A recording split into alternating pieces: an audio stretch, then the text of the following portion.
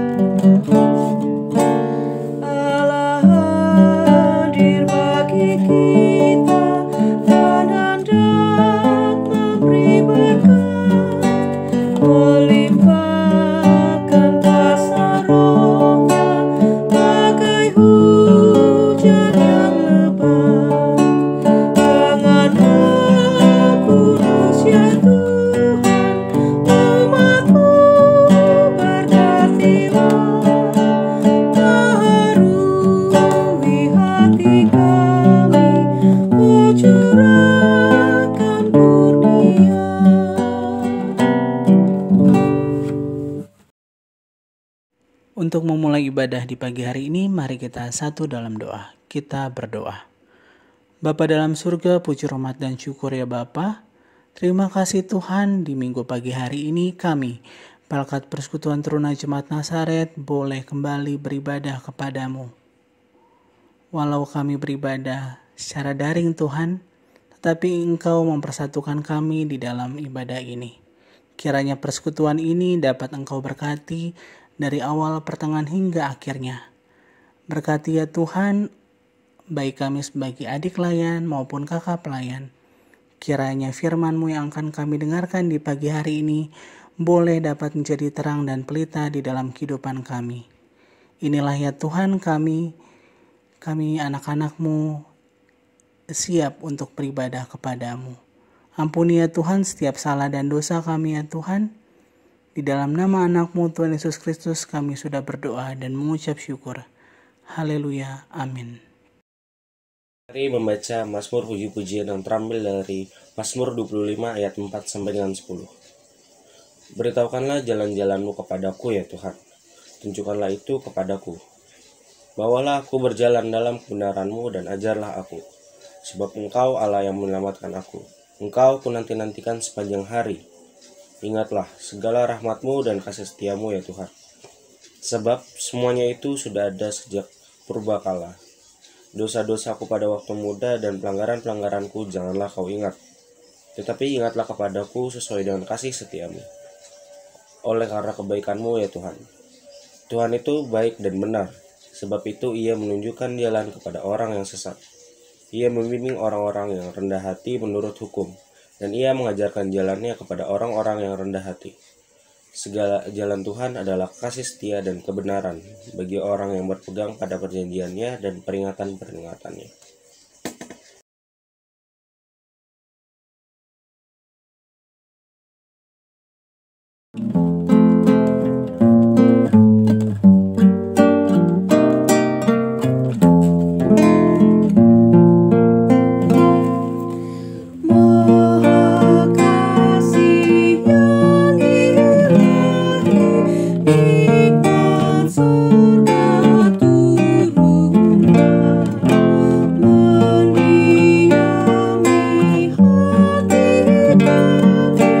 Kau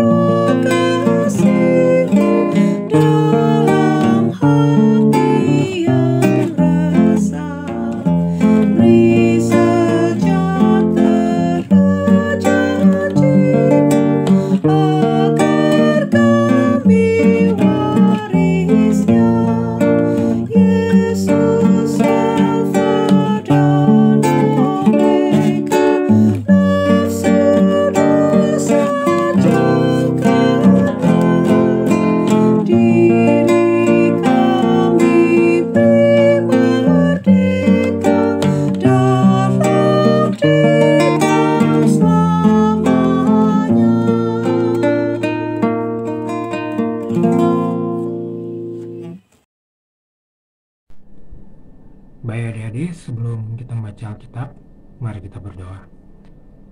Bapa di surga, kami bersyukur atas kesempatan ini di hari Minggu pagi ini. Kami boleh kembali bersekutu di dalam IHMPT ini. Walaupun kami harus melakukannya secara terpisah-pisah dari rumah kami masing-masing, tapi kami percaya di dalam roh Tuhan kami tetap satu adanya. Dan di saat ini Tuhan, kami akan kembali membaca dan merenungkan sebahagian daripada firman-Mu di dalam Alkitab. Kami mohon kiranya Tuhan menerangi akal pikiran kami, Roh Kudus-Mu kiranya berbicara ke dalam hati kami, sehingga kami boleh mengerti isi hati Tuhan, apa kehendak-Mu dalam hidup kami, dan kami dikuatkan untuk melaksanakan itu di dalam keseharian kami. Berfirmanlah sekarang ya Bapa, kami anak-anak-Mu sudah siap untuk mendengar. Di dalam nama anak-Mu yang tunggal Yesus Kristus, firman yang hidup itu kami berdoa. Amin. Pembacaan Alkitab hari ini terambil dari Ulangan 30 ayat 1-6 yang menyatakan, "Pulih setelah tobat. Maka apabila segala hal ini berlaku atasmu, yakni berkat dan kutuk yang telah kuperhadapkan kepadamu itu, dan engkau menjadi sadar dalam hatimu di tengah-tengah segala bangsa, kemana Tuhan Allahmu menghalau engkau, dan apabila engkau berbalik kepada Tuhan Allahmu dan mendengarkan suaranya sesuai dengan segala yang kuperintahkan kepadamu pada hari ini, baik engkau maupun anak-anakmu, dengan segenap hatimu dan dengan segenap jiwamu, maka Tuhan Allahmu akan memulihkan keadaanmu dan akan menyayangi engkau. Ia akan mengumpulkan engkau kembali dari segala bangsa kemana Tuhan Allahmu telah menyerahkan engkau. Sekalipun orang-orang yang terhalau daripadamu ada di ujung langit, dari sana pun Tuhan Allahmu akan mengumpulkan engkau kembali, dan dari sana pun Ia akan mengambil engkau. Tuhan Allahmu akan membawa engkau masuk ke negeri yang sudah dimiliki nenek moyangmu, dan engkau pun akan memilikinya pula. Ia akan berbuat baik kepadamu dan membuat engkau banyak melebihi nenek moyangmu.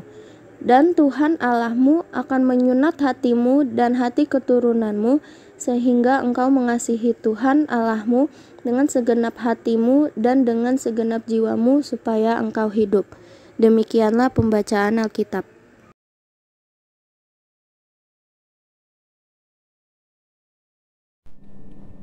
Shalom, adik-adik teruna dan kakak-kakak layan yang Tuhan Yesus kasihi. Bagaimana kabar adik-adik semuanya? Semoga sehat-sehat ya, dan selalu dalam lindungan dan penjagaan Tuhan, dan tetap semangat dalam menjalani hari-hari ini di tengah masa pandemi yang belum lagi selesai. Kita percaya kalau kita masih hidup hingga saat ini dan masih bisa bertemu dalam IHMPT ini semata-mata karena kasih karunia Tuhan atas kita. Amin. Perenungan firman Tuhan di minggu pagi ini terambil dari Ulangan 30 ayat 1-6 yang tadi sudah dibacakan oleh teman kita. Bagian ini adik-adik adalah sebagian dari pidato Musa kepada umat Israel pada waktu mereka berkemah di dataran Moab di seberang sungai Yordan sebelum mereka memasuki tanah perjanjian, tanah Kanaan. Mereka ini adalah generasi kedua dari umat Israel. Maksudnya generasi kedua dari umat Israel yang keluar dari tanah Mesir. Mengapa ada generasi kedua ini adik-adik? Karena pada waktu itu umat Israel generasi pertama sudah tidak ada lagi. Mereka mengalami penghukuman Tuhan karena ketidaktaatan mereka. Selama 40 tahun mereka disuruh Tuhan mengembara di padang gurun, sampai mereka generasi pertama ini sedikit demi sedikit habis. Satu persatu mereka meninggal dalam perjalanan itu. Dan memang seperti itu maksudnya Tuhan, karena pada waktu generasi pertama ini tidak taat dan memberontak kepada Tuhan, Tuhan bersumpah bahwa tidak ada satupun dari generasi tersebut akan masuk ke tanah perjanjian. Sementara yang akan Tuhan izinkan masuk ke tanah perjanjian atau tanah Kanaan itu adalah anak-anak mereka. Hanya 2 orang dari generasi pertama ini yang masih hidup pada waktu itu. Yang pertama Yosua, yang nanti akan menjadi pengganti Musa. Yang kedua bernama Kaleb. Hanya mereka ini yang tinggal hidup, karena mereka ini tidak ikut memberontak pada Tuhan. Mereka tetap setia dan beriman kepada Tuhan, sehingga mereka inilah yang diperkenankan Tuhan masuk ke tanah perjanjian bersama-sama umat Israel dari generasi kedua. Itu karena mereka setia. Setelah 40 tahun itu, adik-adik, anak-anak dari generasi pertama ini sudah tumbuh dewasa. Nah, kepada mereka inilah Musa menyampaikan pidatonya itu. Di pasal sebelumnya, dari pasal 30 tadi, pasal 29, Musa menguraikan kembali pengalaman umat Israel sejak keluarnya mereka dari tanah Mesir. Bagaimana Tuhan membebaskan mereka dari perbudakan dengan cara yang ajaib, dengan mujizat-mujizat yang dahsyat, dan bagaimana Tuhan menyertai mereka sepanjang perjalanan, bagaimana Dia mencukupkan segala kebutuhan mereka, bagaimana Dia memberi kemenangan dalam peperangan melawan musuh-musuh mereka. Intinya, segala kebaikan Tuhan bagi mereka sepanjang perjalanan mereka setelah keluar dari Mesir. Itu diingatkan Musa kepada generasi kedua ini, dengan maksud supaya mereka tetap setia kepada Tuhan. Apabila mereka setia, Tuhan akan memberkati mereka. Tapi apabila tidak, penghukumanlah yang akan menimpa mereka. Hukuman yang akan diterima itu yaitu mereka akan dibuang, harus keluar dari negeri mereka, dari tanah perjanjian, dan masuk ke negeri pembuangan. Di pasal 30, nah, khususnya ayat 1-6 yang kita baca tadi, berbicara tentang pemulihan Tuhan atas umat Israel sesudah mereka menerima penghukuman itu, yaitu sesudah mereka mengalami pembuangan ke negeri asing. Tapi adik-adik, untuk dapat mengalami pemulihan ini ada syaratnya. Apa itu? Syarat untuk mereka dipulihkan adalah ayat 1 dan 2, kalau mereka bertobat sungguh-sungguh dengan segenap hati. Bagaimana mereka dipulihkan ada di ayat 3-5. Mereka akan dikembalikan ke negeri mereka, ke tanah perjanjian. Setelah sebelumnya mereka dihukum dengan dibuang dan dihalau ke tengah-tengah bangsa-bangsa asing. Setelah dikembalikan ke tanah perjanjian, mereka juga akan diberkati, bahkan melebihi nenek moyang mereka. Itu janji Tuhan pada mereka. Nah, di ayat 6 disebut tentang sunat hati. Yang disebut sunat hati itu adik-adik artinya pertobatan, di mana segala yang buruk-buruk dalam hati mereka, dalam hidup mereka itu dibuang. Itu adalah pertobatan yang digerakkan Tuhan, karena di situ dikatakan Tuhanlah yang menyunat hati mereka. Tidak mungkin bertobat sungguh-sungguh kalau hanya mengandalkan kekuatan mereka sendiri. Hanya kuasa Tuhan yang memungkinkan itu terjadi. Itulah dari semuanya yang diungkapkan Musa kepada mereka, umat Israel generasi kedua ini di dataran Moab itu. Keberadaan umat Israel generasi kedua di dataran Moab itu menjadi momen penting bagi mereka, karena di dataran Moab itulah mereka merenungkan kembali akan jati diri mereka sebagai umat Tuhan, umat yang sudah mengalami pembebasan dari perbudakan di Mesir, umat yang sebentar lagi akan masuk ke negeri yang dijanjikan Tuhan kepada mereka. Itulah momen di mana mereka membaharui kembali komitmen mereka untuk tetap setia kepada Tuhan. Nah, adik-adik teruna dan kakak-kakak layan yang Tuhan Yesus kasihi, kebangkitan Kristus yang kita rayakan beberapa minggu yang lalu sesungguhnya mengingatkan kita bahwa kita adalah orang-orang yang dipulihkan. Kita sudah dibebaskan dari perbudakan dosa. Kita sudah menjadi umat pilihan Tuhan, anak-anak Tuhan. Kita juga sudah mengalami kebaikan-kebaikan Tuhan dalam hidup kita. Paskah itu menjadi momen penting bagi kita umat pilihan Tuhan ini. Momen di mana kita merenungkan kembali karya penebusan Tuhan bagi kita. Dan apa yang harus kita lakukan sebagai respon atas karya besar Tuhan itu. Selain itu, secara khusus pasti ada momen-momen penting juga dalam hidup adik-adik teruna, di mana adik-adik merenungkan kembali jati diri adik-adik sebagai anak-anak Tuhan. Kalau umat Israel mengalami momen perenungan itu di dataran Moab, bagaimana dengan adik-adik? Mungkin di momen ulang tahun, atau momen kelulusan dari tingkat sekolah dasar atau sekolah tingkat pertama, atau momen di mana adik-adik mencetak suatu prestasi, baik di bidang olahraga atau di salah satu mata pelajaran atau suatu mata lomba atau momen-momen yang lain. Itu adalah momen-momen penting dalam perjalanan hidup adik-adik. Di situ adik-adik merenungkan kembali bagaimana Tuhan sudah membawa adik-adik hingga sejauh itu.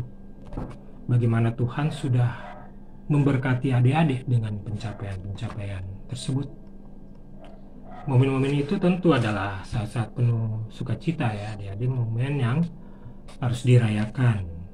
Tapi lebih dari itu, harusnya sekaligus itu menjadi momen di mana adik-adik membaharui kembali komitmen adik-adik untuk maju selangkah lagi dalam perjalanan iman adik-adik.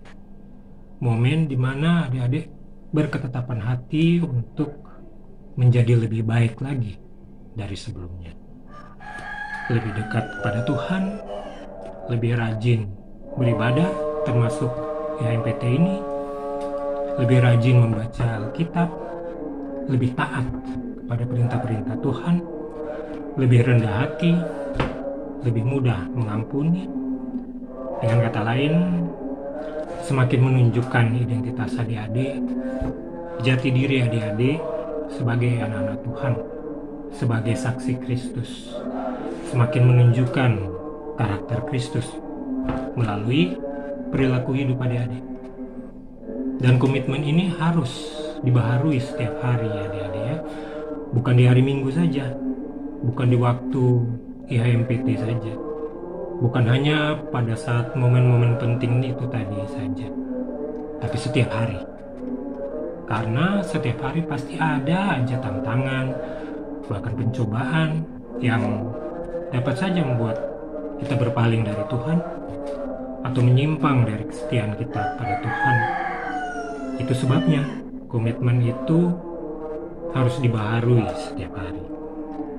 Demikian adik-adik, kiranya renungan kita di hari Minggu ini makin memperlengkapi kita, khususnya adik-adik, semakin memantapkan adik-adik untuk menjadi saksi-saksi Kristus, untuk membawa terang Tuhan dimanapun adik-adik berada. Amin.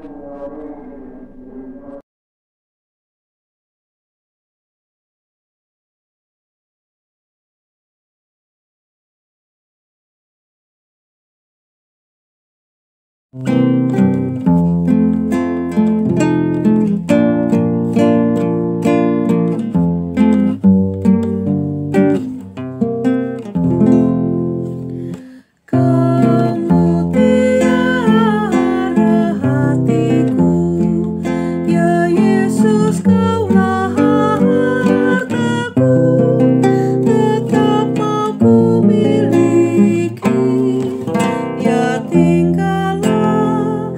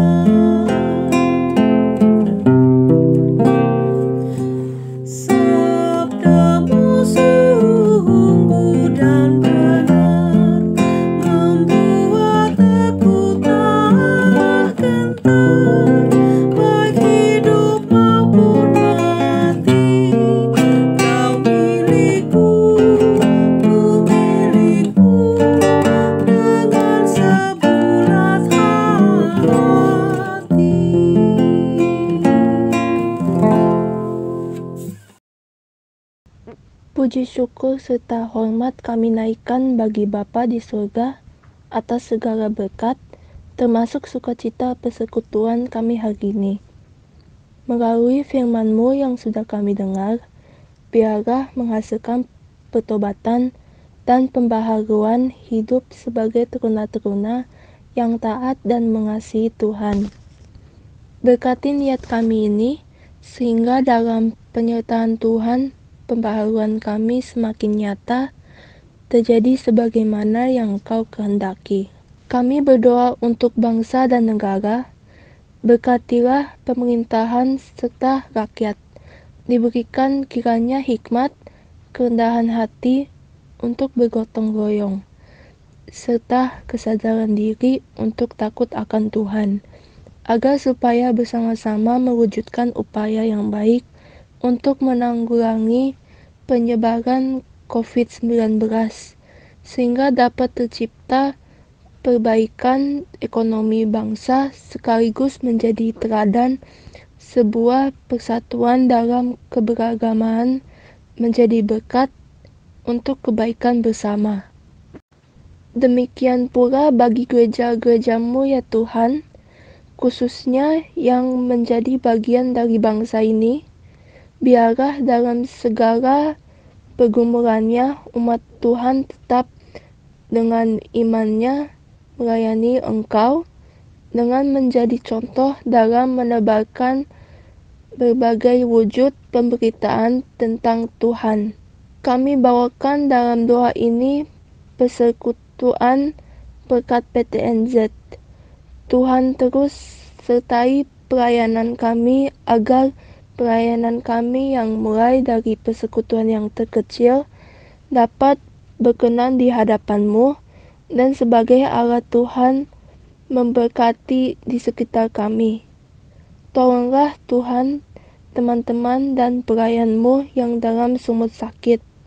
Untuk teman kami Kesia, kiranya Engkau berkenan memberkati pemulihannya. Semoga kembali sehat dan dapat beraktivitas seperti sedia kala. Berkati berbagai aktivitas kami sebagai teruna, di rumah, di lingkungan, pendidikan, dan dimanapun. Kiranya kedekatan kami dengan Tuhan membuat hidup kami terus diperbaharui dan menunjukkan identitas sebagai orang-orang yang mengasihi Tuhan.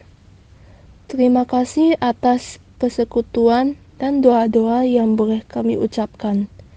Biarlah beroleh sempurna dalam Yesus Kristus yang mengajarkan doa kepada kami. Bapa kami yang di sorga, dikuduskanlah nama-Mu, datanglah kerajaan-Mu, jadilah kehendak-Mu di bumi seperti di sorga. Berikanlah kami pada hari ini makanan kami yang secukupnya, dan ampunilah kami akan kesalahan kami, seperti kami juga mengampuni orang yang bersalah kepada kami. Dan janganlah membawa kami ke dalam pencobaan, tetapi lepaskanlah kami daripada yang jahat. Karena Engkaulah yang mempunyai kerajaan dan kuasa dan kemuliaan sampai selama-lamanya. Amin. Mazmur 119 ayat 108. Kiranya persembahan sukarela yang berupa puji-pujian berkenan kepadamu, ya Tuhan, dan ajarkanlah hukum-hukum-Mu kepadaku.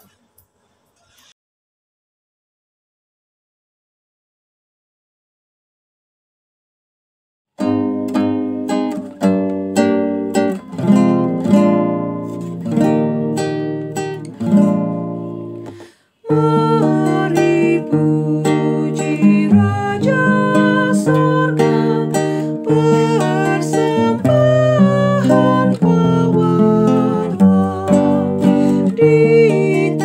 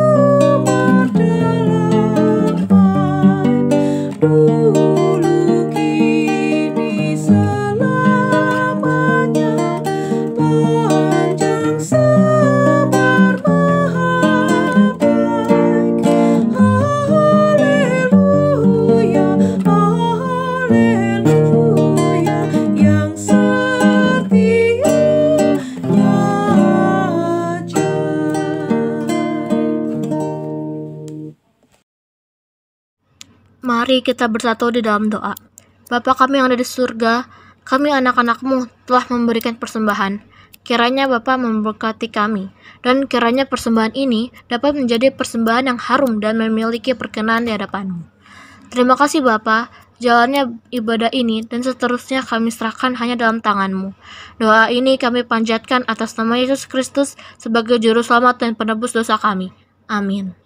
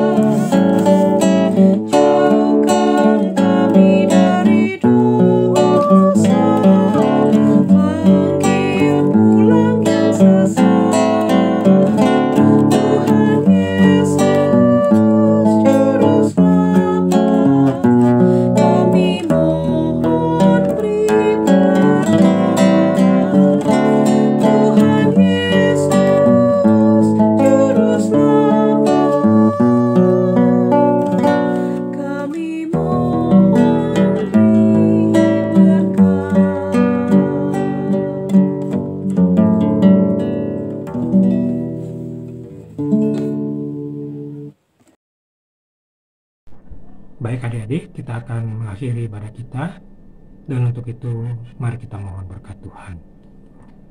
Bapa di surga, kami bersyukur bahwa kami boleh kembali beribadah bersama-sama di dalam IHMPT ini, dan kami sudah menerima firman Tuhan yang ditaburkan di hari ini. Kiranya kami dilayakkan di hadapan Tuhan untuk menjadi pelaku-pelaku firman-Mu. Dan sekarang Tuhan, kami akan kembali kepada kehidupan kami masing-masing, dan untuk itu kami mohon berkat-Mu. Kiranya kasih karunia dan damai sejahtera dari Tuhan kita Yesus Kristus menyertai kita sekalian. Amin.